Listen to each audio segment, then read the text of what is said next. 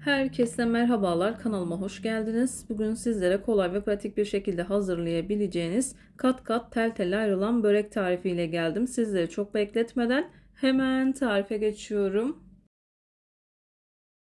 Tarifim için ilk olarak yoğurma kabına 5 bardak kadar un aldım. 1 tatlı kaşığı kadar tuzu serpiştirdim. Şöyle bir karıştırdıktan sonra ortasını havuç şeklinde açıyorum. 1 bardak kadar ılık sütü ekleyerek yavaş yavaş hamurumu yoğurmaya başlıyorum.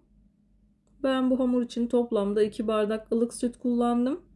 Dilerseniz bu tarifi sadece su ile de yapabilirsiniz. Sütü azar azar dikkatli bir şekilde eklemeye özen gösterin. Unun markasına göre alacağı süt miktarı değişebilir.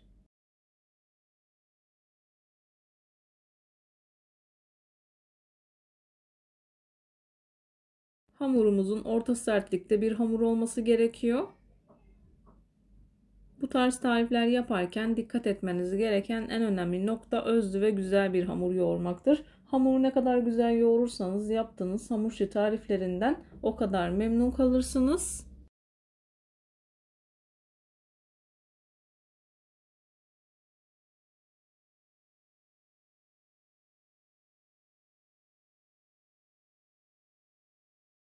Hamuru bir süre yoğurma kabında yoğurup toparladıktan sonra masaya alıyorum. Dediğim gibi orta sertlikte bir hamur oldu. Hamuru masaya aldıktan sonra 4-5 dakika kadar özlü bir hal alıncaya kadar hamuru yoğurmaya devam ediyorum.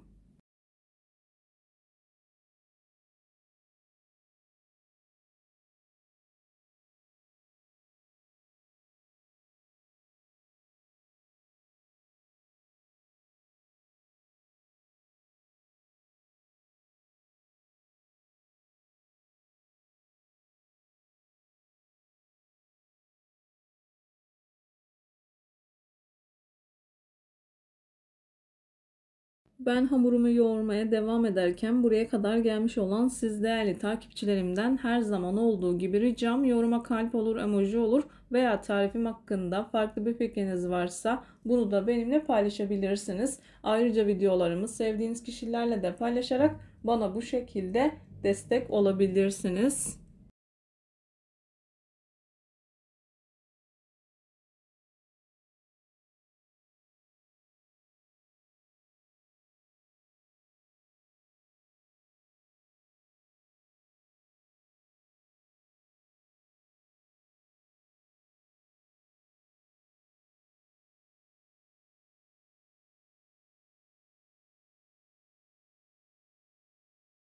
Hamuru 4-5 dakika kadar özlü bir hal alıncaya kadar yoğuruyorum.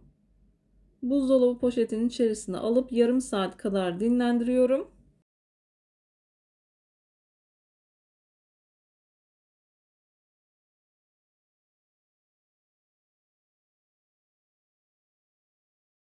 Dinlenen hamuru poşetin içerisinden çıkartıyorum.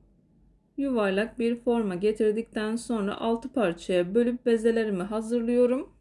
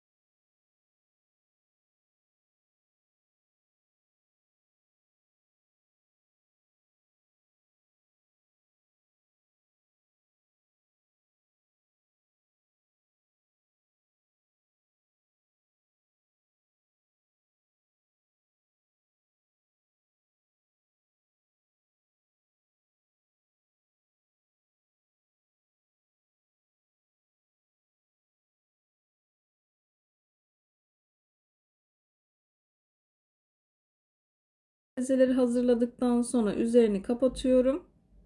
10-15 dakika kadar dinlendiriyorum rahat bir şekilde açılması için. Bezelerimi dinlendirdim, kenara aldım. Üzeri kapalı bir şekilde bekletiyorum. Bir tane bezeyi aldım. Oklava yardımı ile yavaş yavaş açıyorum. Dilerseniz ilk etapta merdane yardımı ile büyüttükten sonra oklava ile devam edebilirsiniz. Hangisi kolayınıza geliyorsa o şekilde yapabilirsiniz.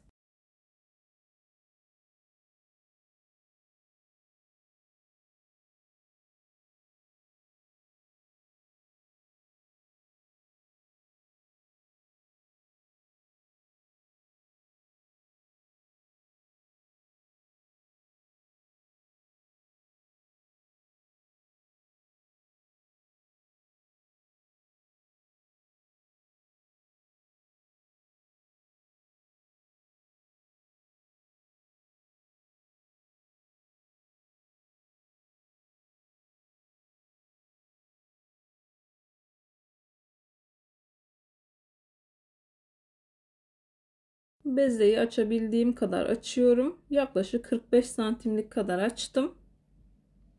Yağ karışımından sürüyorum. 125 gram kadar margarin kullandım. 100 gram kadar vite yağ, 1 çay bardağı kadar da sıvı yağ kullandım. Dilerseniz sadece tereyağı ve sıvı yağ karışımı da kullanabilirsiniz. Ayrıca sadece margarin ve sıvı yağ karışımıyla da yine yapabilirsiniz bu tarifi. Açabildiğim kadar açtım. Daha sonra hazırladığım yağ karışımından bol miktarda sürüyorum. Yağı kullanırken ılık olmasına dikkat edin. Sıcağa yakın değil de soğuğa yakın ılık olursa daha kolay oluyor.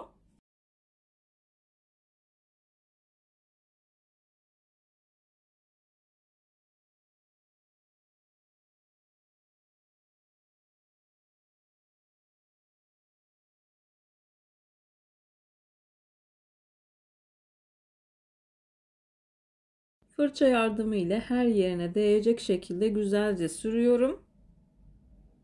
İnce bir tabaka halinde değil de biraz daha kalın olacak şekilde sürdüm.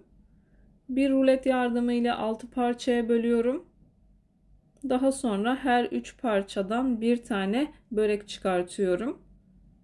İsterseniz hepsini aynı şekilde yapıp daha büyükçe bir börek de yapabilirsiniz.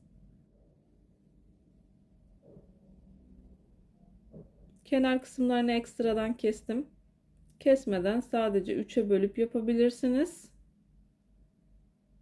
Diğerlerini 3'e bölüp ayarladım. Sararken biraz çekiştirerek, büyüterek saralım. Çok da sıkı olmayacak şekilde sardım. İç malzemesi olarak yağlı köy peyniri ve maydanoz kullandım.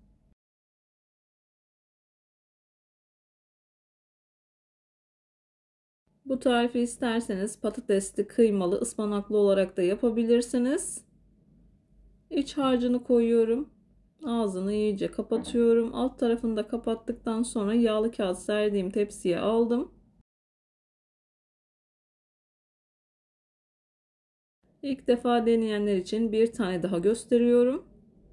Fırça yardımı ile yağı sürüyorum. Rulet yardımı ile kesiyorum. İlk etapta ortadan ikiye bölebilirsiniz. Daha sonra kenar kısımlarını 3'e veya 4'e bölüp hazırlayabilirsiniz. Yağın her yerine değmesine dikkat edin.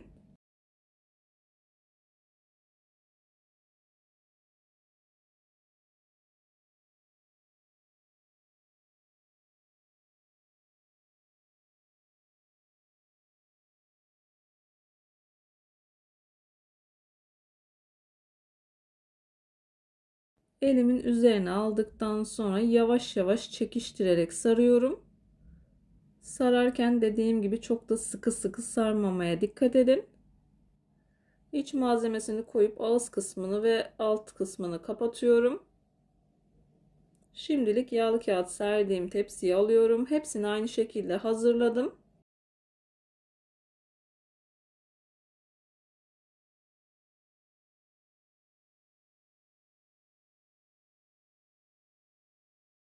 Hepsini hazırladıktan sonra dilerseniz elinizle, dilerseniz oklava yardımı ile çok az büyütüyorum. Daha sonra yağlı kağıt serdiğim tepsiye aldım.